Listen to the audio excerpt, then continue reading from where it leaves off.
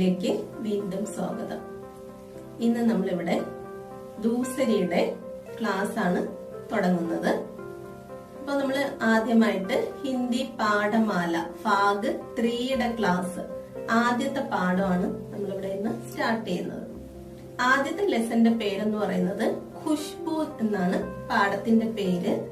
അതൊരു പോയമാണ്. പോയം എന്ന് പറഞ്ഞു കഴിഞ്ഞാൽ കവിതയാണത്. അപ്പൊ നമുക്കത് ഡീറ്റെയിൽ ആയിട്ട് പഠിക്കാം. ഇനി നമുക്ക് പാഠത്തിലോട്ട് കടക്കാം. പാഠത്തിന്റെ പേര് ഖുഷ്ബു എന്നാണ്. അപ്പൊ അത് എഴുതിയിരിക്കുന്ന കവി ഡോക്ടർ ഷേർജംഗ് ഗർഗ്. അദ്ദേഹത്തിന്റെ പേര് ഡോക്ടർ ഷേർജംഗ് ഗർഗ് എന്നാണ് പേര്. ഇനി നമുക്ക് ഓരോ ലൈനായിട്ട് വായിച്ചിട്ട് അതിന്റെ അർത്ഥം നോക്കാം. खुशबू केवल फूल फूल में रहने वाली चीज नहीं है. ഖുഷ്ബു എന്ന് പറഞ്ഞു കഴിഞ്ഞാല് സുഗന്ധം, മണം എന്നൊക്കെയാണ് അതിന്റെ അർത്ഥം.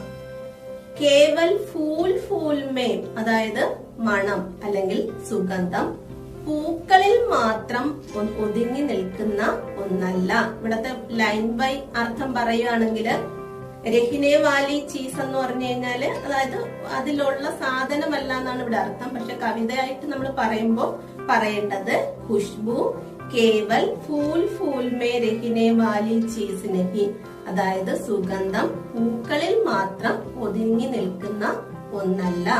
പിന്നെന്താണ് Khushbu Kewal ബഗീച്ചോ may ബഹിനെ Valley cheese നഹി, അതുപോലെ മണം.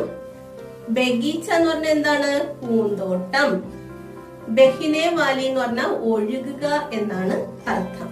Khushbu Kewal ബഗീച്ചോ may ബഹിനെ Valley cheese നഹി ഹെ, സുഗന്ധം പൂന്തോട്ടങ്ങളിൽ ഒഴുകി നടക്കുന്ന ഒരു സാധനമല്ല എന്നാണ് ലൈൻ വൈസ് ആയിട്ടുള്ള അർത്ഥം.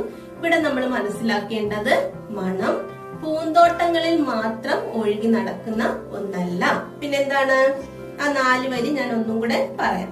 खुशबू केवल फूल में रहने वाली चीज नहीं है.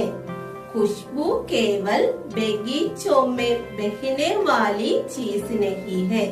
അതായത് മണം എന്ന് പറയുന്നത് പൂക്കളിൽ മാത്രം ഉള്ള ഒന്നല്ല. പിന്നെന്താണ്? खुशबू केवल बगीचों में बहने वाली चीज नहीं है. മണം പൂന്തോട്ടങ്ങളിൽ മാത്രം ഒഴുകി നടക്കുന്ന ഒന്നല്ല. ഇതാണ് 4 വരിയുടെ അർത്ഥം. ഇനി നമുക്ക് അടുത്ത വരിയിലോട്ട് കടക്കാം. ഖുഷ്ബു ഹെ വ്യവഹാർ പ്യാർ കാ. ഖുഷ്ബു എന്നുള്ളത് കൊണ്ട് കവി ഇവിടെ ഉദ്ദേശിക്കുന്നത് എന്താണ്? ഖുഷ്ബു എന്നുള്ളത് കൊണ്ട് കവി ഇവിടെ ഉദ്ദേശിക്കുന്നത് നമ്മുടെ പെരുമാറ്റമാണ്. അതായത് നമ്മൾ എല്ലാവരോടും സ്നേഹത്തോടും നല്ല സത്യസന്ധതയോടും കൂടി പെരുമാറണം എന്നാണ് ഈ ലൈനിൽ നിന്ന് നമ്മള് മനസ്സിലാക്കേണ്ടത്. ജിസ്കി ബഡി സെരൂരത് ഫായി. അപ്പൊ നമ്മൾ എല്ലാവരോടും സ്നേഹത്തോടും നല്ല പെരുമാറ്റവും നമുക്ക് എപ്പോഴും ഉണ്ടായിരിക്കേണ്ടത് വളരെ ആവശ്യമാണ്. ഇസ്കെ കാരൻ സുന്ദർ ലത്തി കൈസി ഫിഹോ സൂരത് ഫായി. അപ്പൊ നമ്മുടെ പെരുമാറ്റം നല്ലതാണെങ്കിൽ, അതായത് നമ്മൾ എല്ലാവരോടും നന്നായിട്ട് പെരുമാറുകയാണെങ്കിൽ, നമ്മുടെ ഷേപ്പ് എങ്ങനെയാണെങ്കിലും, അതായത് നമ്മുടെ ആകൃതി എങ്ങനെയാണെങ്കിലും അതിനല്ല ഇവിടെ ഇമ്പോർട്ടൻസ് കിട്ടുന്നത്. നമ്മുടെ പെരുമാറ്റത്തിനാണ് ഇവിടെ ഇമ്പോർട്ടൻസ് കിട്ടുന്നത്. അപ്പൊ നമ്മൾ എപ്പോഴും എല്ലാവരോടും നന്നായിട്ട് പെരുമാറുക. ഏതുപോലെയാണ്? പൂന്തോട്ടത്തിൽ നിൽക്കുന്ന ഒരു പൂവ് സുഗന്ധം പരത്തുന്നത് പോലെ നമ്മളും മറ്റുള്ളവരോട് നന്നായിട്ട് പെരുമാറുക എന്നതാണ് ഇവിടെ കവി ഉദ്ദേശിക്കുന്നത്.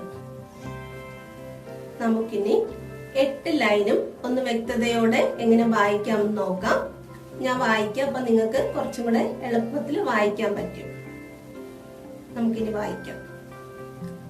ഖുഷ്ബു കേവൽ ഫൂൽ മേം, അടുത്ത വേർഡാണ് മേം. രഹിനെ വാലി ചീസ് നഹി ഹെ. ഖുഷ്ബു കേവൽ ബഗീച്ചോ മേം ബഹിനെ വാലി ചീസ് നഹി ഹെ. അത് 4 വരി വായിച്ചതാണ്. പതുക്കെ ഇതുപോലെ വായിച്ച് പഠിക്കണം. ഖുഷ്ബു ഹെ വ്യവഹാർ प्यार का. जिसकी बेडी സെരൂരത്ത് ഫായി.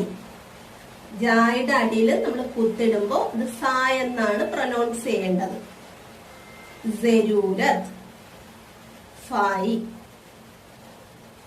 इसके कारण सुंदर लगती. कैसी फी हो सूरत फाई. അക്ഷരം കൂട്ടി വായിക്കാൻ അറിയാത്തവരുണ്ടെങ്കിൽ അത് കൂട്ടി വായിക്കാൻ എളുപ്പത്തിന് വേണ്ടിയാണ് ഞാൻ അങ്ങനെ വായിച്ചത്. ഇനി ഞാൻ പോയം വായിക്കുന്ന രീതിയിൽ ഒന്ന് വായിക്കാം. അപ്പൊ നമുക്ക് പോയം നോക്കാം. खुशबू केवल फूल फूल में रहने वाली चीज नहीं है. खुशबू केवल बगीचों में बहने वाली चीज नहीं है. खुशबू है व्यवहार प्यार का, जिसकी बड़ी जरूरत फाई. इसके कारण सुंदर लगती कैसी भी हो सूरत फाई. ഇങ്ങനെയാണ് വായിക്കേണ്ടത്. ഇനി നമുക്ക് ആദ്യത്തെ 8 വരിയിലുള്ള വേർഡ്സിന്റെ അർത്ഥം ഒന്ന് നോക്കാം. ഖുശ്ബു, ഖുശ്ബു സുഗന്ധം, മണം. ഫൂൽ, പൂവ്. മേം എന്ന് പറഞ്ഞാൽ ഇൽ എന്നാണ് അർത്ഥം. രഹിന എന്ന് പറഞ്ഞാൽ അതിന്റെ ശരിക്കുള്ള വേർഡ് മീനിങ് താമസിക്കുക എന്നാണ്. ഇവിടെ നമ്മൾ പോയം പറയുമ്പോ അതനുസരിച്ച് വ്യത്യാസം ഉണ്ടാവും. ചീസ് സാധനം. ഹേ ആകുന്നു, ആണ്, ഉണ്ട്. ബഗീച്ച പൂന്തോട്ടം. ബഹിന എന്ന് പറഞ്ഞ ഒഴുകുക എന്നാണ് അർത്ഥം. വ്യവഹാർ പെരുമാറ്റം. പ്യാർ സ്നേഹം. സരൂരത്ത് ആവശ്യം. ഫായി സഹോദരൻ. സുന്ദർ മനോഹരം, ബ്യൂട്ടിഫുൾ. സൂരത്ത് ഷേപ്പ് ആകൃതി എന്നൊക്കെ പറയാം. അപ്പോ നമ്മുടെ ഇന്നത്തെ ക്ലാസ് ഇവിടെ കഴിയുകയാണ്. എല്ലാവരും വീട്ടിലിരുന്ന് നന്നായിട്ട് പ്രാക്ടീസ് ചെയ്ത് പഠിക്കണം. അടുത്ത ക്ലാസ്സുമായിട്ട് നമുക്ക് അടുത്ത ദിവസം കാണാം. Thank you.